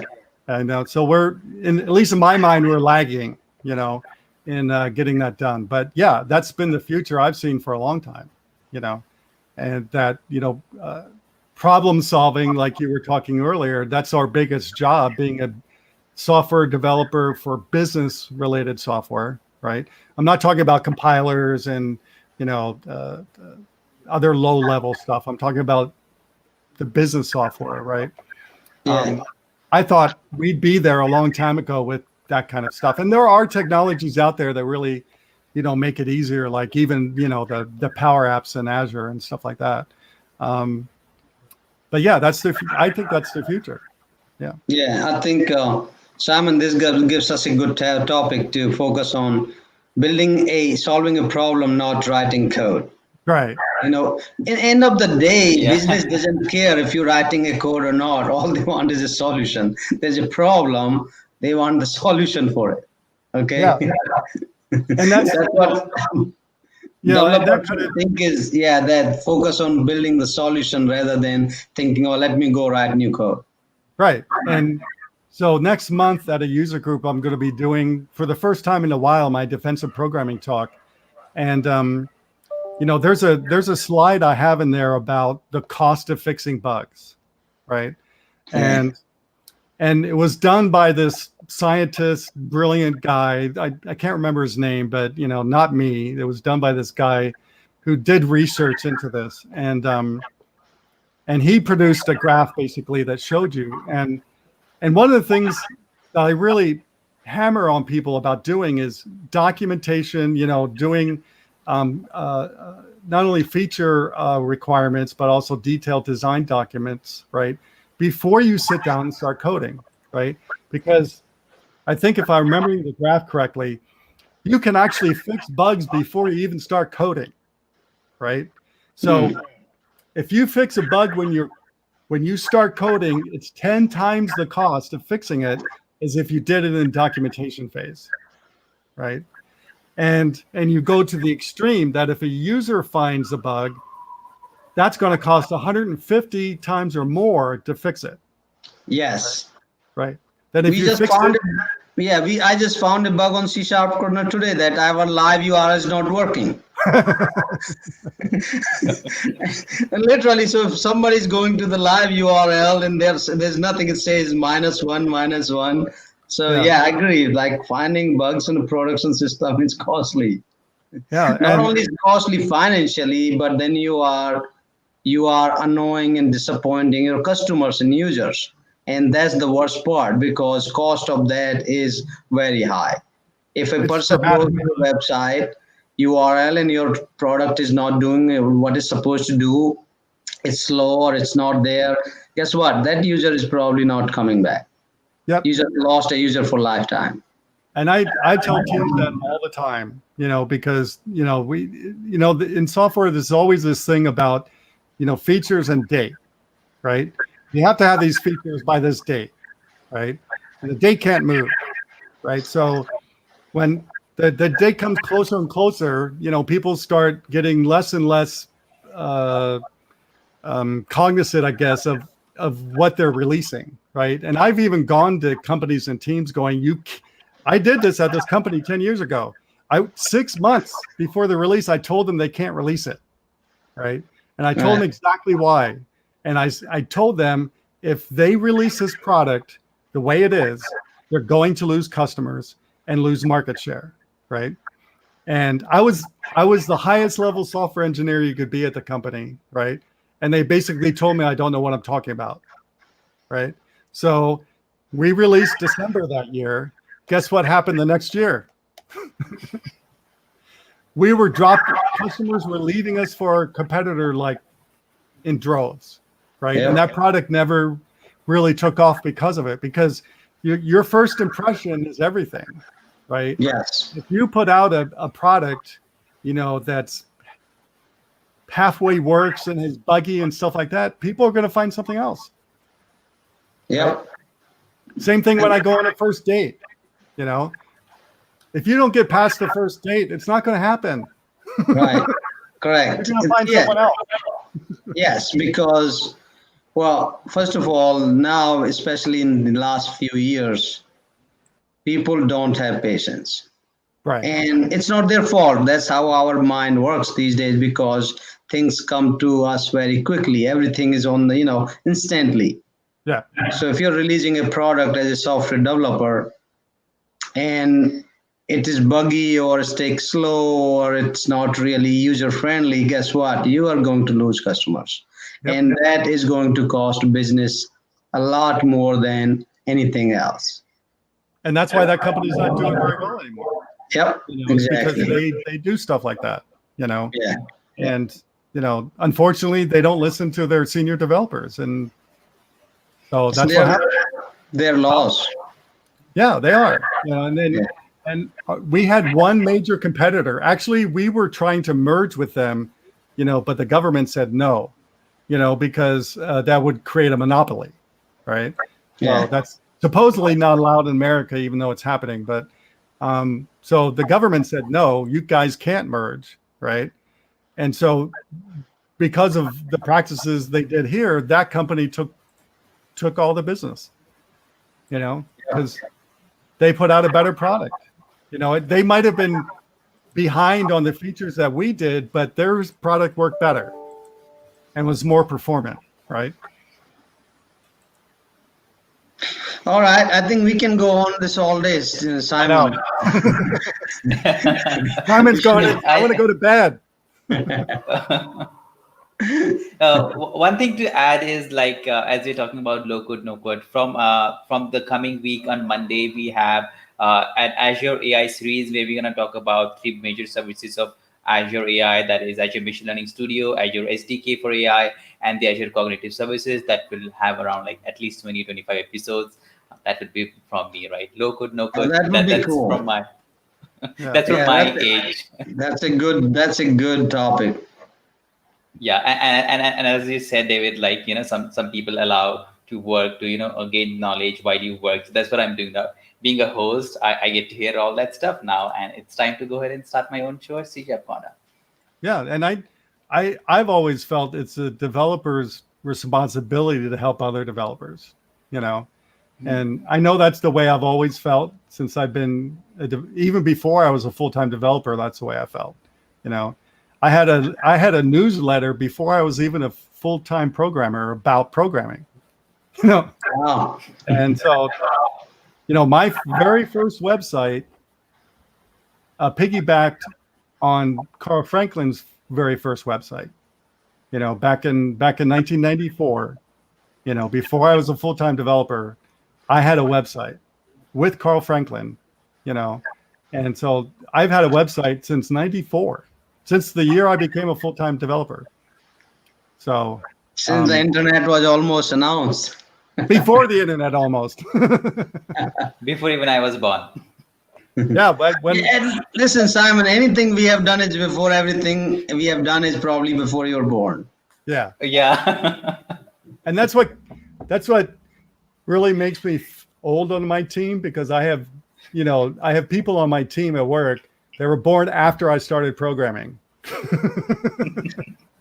I mean, yeah, the key is right. So there's a lot of old programmers I know where they have not changed their way. That they were, thinking 10 years ago, 15 years ago, and some are they're learning new things and adapting. And that's the key with we being a developer. And software development is changing so fast. Is we have to be adaptable. We have to learn new things. We cannot just keep thinking our own ways. I remember I work as a consultant in one of the companies, and that was I said 2002. And there, the guy who was supposed to be architect, he was so rigid in his ways that my way or highway. Yeah. Everything has to be done his way, and while he has to build all these classes, and which you don't need in .NET, because at that time .NET is all about okay, build a component and launch, and it was again a website. So point I'm saying here is that we also need to adapt, and that's the key. Otherwise, you'll be obsolete. Yes, and when you become some people like being obsolete, and so what those developers end up, and I've seen these developers before, that they end up just maintaining the old crap that they don't want to rewrite, right? And so now you're stuck. Now you're stuck doing just maintenance for the next 10 years, and I can't do that. I'm just not that kind of developer. Yeah, and if they like that, it's fine. If they're happy with it, that's nothing wrong with it. But it's just if somebody wants to grow, and that they should basically learning is the key. It is, and that's I say this a lot in my conference talks is if you want to get to my level, right, and the amount of money that I make, right, you can't be that kind of developer we were just describing, right? Yep. Those developers will never make a lot of money or go very far in their career if they do that, right? And that's again part of the series we are going to announce is fixed mindset versus growth mindset. Yeah. And I what was I going to say about that? I've been kicking this idea around for a while now because I don't see a lot of information about it, but how do you utilize junior developers to senior developers properly, right? Because what I've experienced, at least lately, when I go in for interviews and stuff like that, is that they basically want me to do junior work, right? Yeah. And yes, I can do that, right? But that's not really my expertise anymore, right? My expertise is designing solutions to problems and architecting those solutions and things like that. Because I've been doing this for 26 years, that's what I'm better at, right? I'm not better at just pounding code all day anymore. I mean, I did that in my, my early years, but I can't really do that anymore. But it's not only that I don't really want to, but that's not really my expertise, right? And so what I'm trying to say is too many employers, want senior developers to act like junior developers. And I don't think that works very well. Yeah, it's the manager, right? They're just, they don't understand their people what expertise they have on their hands, right? Yeah. It's basically, then you're not being that productive. You can do that. I mean, I remember I was hired as a .NET architect in one company, and they were making me do VBA, which is fine because I'm a consultant. So thing with consultant is good and bad. Consultant, they see you as you can do anything. You can solve any problem. You are the genius out there. So they'll throw everything at you. And so I was doing VBA. I did VB6, so that's fine, but I didn't do VBA. But then I learned VBA, and I come up with a better solution in Excel, right? But then again, it's all about problem solving. You learn to solve problem in different ways, regardless of what language or tool you use. Right, and that's I know we got to cut this, but that always brings me back to the best programming course I took, and it had nothing to do with programming. It had to do with designing and architecting solutions, right? And I took that class a long time ago, and I still use that class to this day, right? The code classes I took a long time ago, I don't use any of that stuff anymore, right? But what I learned in that, it was called system design and analysis. Yeah. And I learned more from that one semester than I ever did anywhere else, you know. Yeah. I mean, I learned stuff that I use today, 20, 26, 27 years later. You know? Yeah. Looks like we just made a mini conference today. Yeah, there's one question. This is interesting question is when a junior becomes a senior. What do you think? Well, if we have to put a number, right? If we really have to put a number, like we have to, I would say if you're a senior developer, I expect you at least have at least 5, 6, 7 years of development experience. 5 to 8 is a good number. Okay. And then what's that? And you know how to architect solutions. Right. So you need to know how to sit down with the business people who have the requirements, gather those requirements, and come up with the architecture and design idea that this is how we should build that. And then 80% of time you should be able to write the code because senior developers do write code. Depends on company to company, right? Some companies still call their developers with 20, 30 years experience as senior developers. Yeah. They're not really developers anymore. They are more like a, design or architect level. Yeah. So that's my take on it. Yeah. And I think, well, I agree. I think it's not only the length of time you've been in programming, but also what you have learned and how you have grown. Right. So what you just said remind me of this senior developer I worked with 10 years ago who was on my team, and one day I walked up to, I don't know if it was my manager or whoever, and I go, what level is she at? And they go, well, she's a senior. And I go, no way. There's no way she could be a senior. And I said, how is she a senior developer when she doesn't even know what senior developers know? And they said, because she's been here long enough. I go, that's not a reason to be a senior developer. Right. I mean, I agree with that. It's not about how long, it's more about, and to learn all those things, it takes few years. That's what I was trying to explain is you cannot become a senior developer in 1 year. That's just not possible. No. Yeah, because you have to have certain number of years of experience under your belt before you can, and then you also have to do those certain things. Yeah. And I can remember back, like when I got more senior titles, and I basically became director of development at proflowers.com for a while, right? And I've only been developing like 6 years at that point. Yeah. Right. So, and they hired me as a lead like a year before, so I think I rose pretty quick because of what I learned in the beginning about architecting solutions, right? Yeah. I could code good, but like I said, the difference between a coder and a senior developer or whatever a professional developer is they can do more than just coding. Yeah, and they can also mentor junior developers. Yes. That's important part. Yeah, at one job I did work at 10 years ago, the only good thing they did, at least in my department, was, part of my job as being the highest level software engineer you could be, is 20% of my time was dedicated to mentoring other people, right? And because I'm .NET Dave, sometimes there were literally a line next to my queue, people waiting in queue to ask me questions. So I think that's very important. A senior developer needs to know how to mentor junior developers. Yes.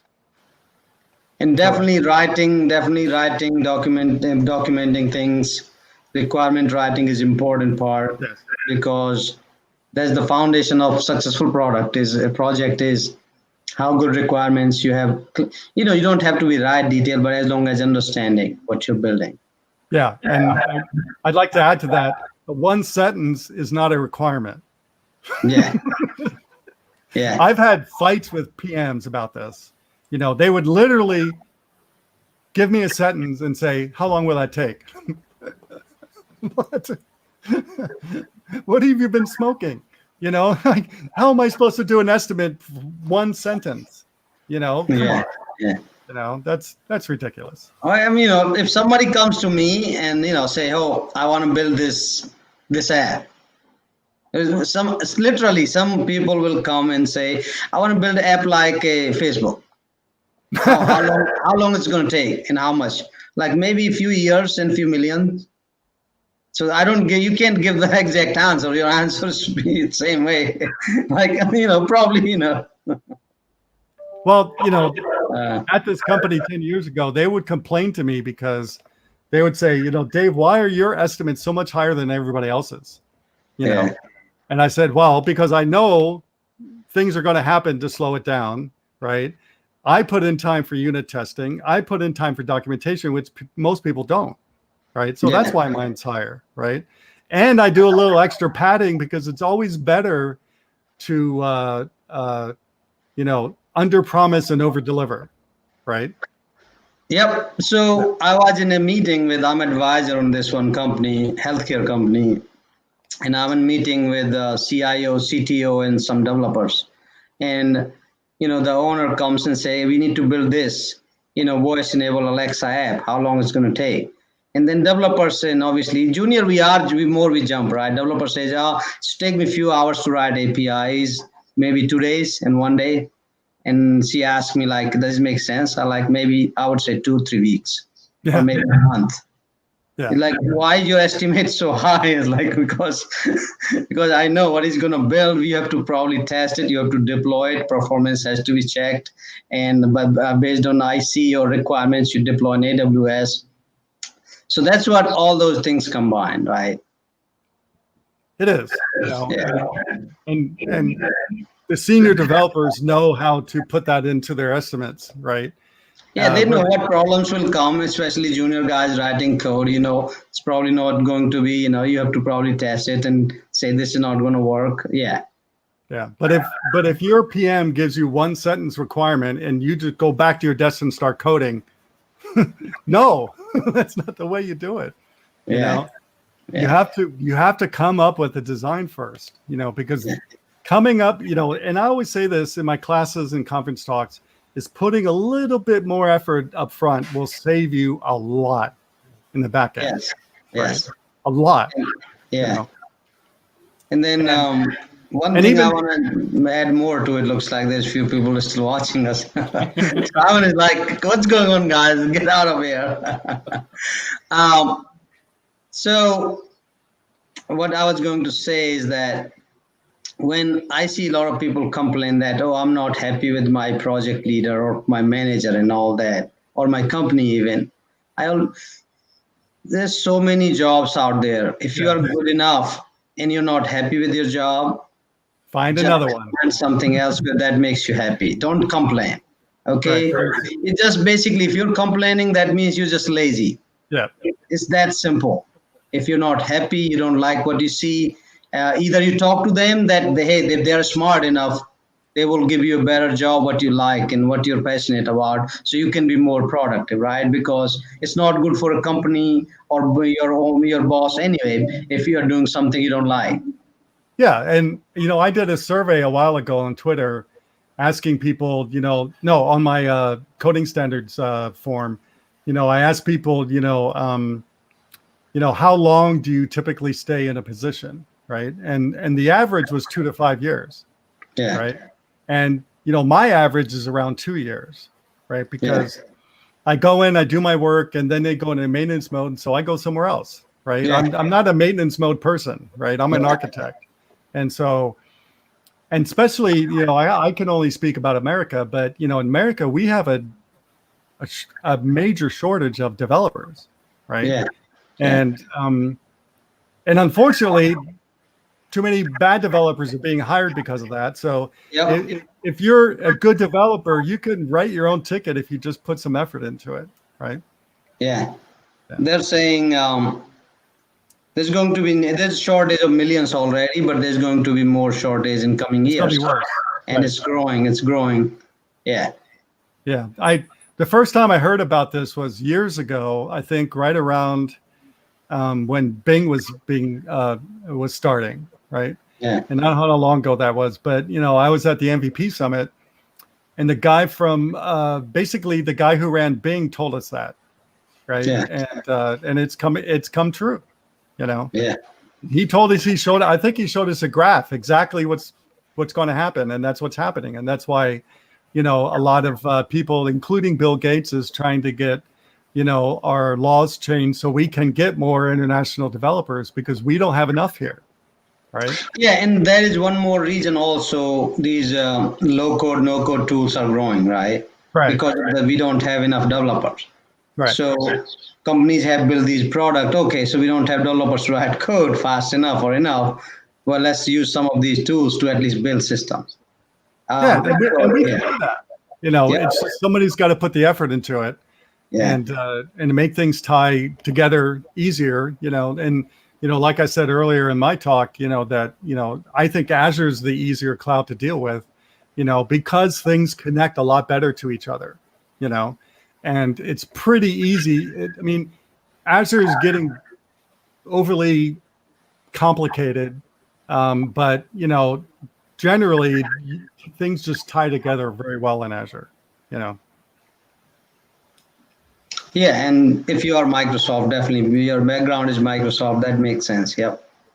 Well, I mean, but that's one thing that I've really liked about Azure since the beginning is they've always embraced other technologies, right? I mean, look, you can run .NET on Linux now, right? Yeah. So, unlike other companies, out there, Apple, right? Microsoft embraces other technologies and brings them into the ecosystem, and instead of saying, no, you have to use Objective-C or you forget you, Yeah. And Yeah. so, yeah. Yeah, and All right. I think think it's been Yeah. enough. Yeah. I got to get to work. Yeah, we need to get work too. There's real work. I got to commute to work. Oh, I'm already here. Oh. Oh, you want to go to outside, come back to your room? I'll go on my patio and come back. Yep, Yeah. there's my commute. Yeah, I think where I'm working, they're not even planning on any of us come in this year at all. So No, most of our work is all remote, and companies, they're getting work done, so nobody cares really. yeah, and more work. Microsoft's already proven that more work is getting done. Yes, yes. And I've always believed in remote work, and especially now that I've been doing it full time for like 8 years or so. And one of the things that have found in Southern California, at least, is Southern California doesn't really embrace remote work very well. Like the current job I waited for because it was the only job I could find in the area that let me work at home. Yeah, yeah. Yep. But the one thing that I've hoped, which I think is happening now, is that all of us being forced to work remote and being forced to use Teams and Microsoft Teams or Google Chat or whatever, are seeing that it works, right? It works, yeah. So I'm hoping more companies will go, well, maybe we don't need all the developers here, Yes. because they save money. Yeah. They save a ton of money if their developers get to work at home, right? Yeah, and there are a lot of building leases are not being renewed already. I'm already in talk with some companies we work with. They're like, we're not renewing all the lease next year, so it's going to be just work from home. Yeah.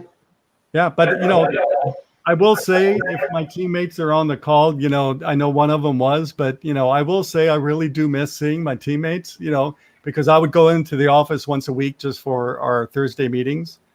We had an afternoon meeting every Thursday, so I would go down 2 exits away on the highway from me and go to work, and hang out with them, and that was good, and then I worked the rest of the week at home, and but now we haven't seen each other since March, so I do miss them, but we are getting more work done. Yeah. Simon works from home every day. my job is fun. Yeah. All right, guys. Your job is making fun of other people, so that's great. I think during this whole pandemic, I've only put gas in my car twice. Oh, what is car? Car. Yeah, Oh, what what is is car? Yeah, my car has dirt cobwebs on it now. They're not real ones; they're the dirt ones. I think I forgot how to drive. Yeah.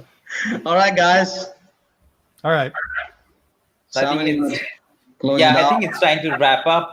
Followed with the session, with even during the weekends, and for the next week, we keep on having these are my C Sharp Corner MVP show, AMA shows, Coffee with Pros, and the next big thing that's happening is the React Virtual Conference that is scheduled for 11th of September, happening at 10 a.m. Eastern Time. So we'll tune with that event too. So having said that, everyone who has joined, thank you so much, and thank you to Mahesh and David for your mini conference. Anytime. I'm Thank here. you. I'm not doing Yeah. anything, so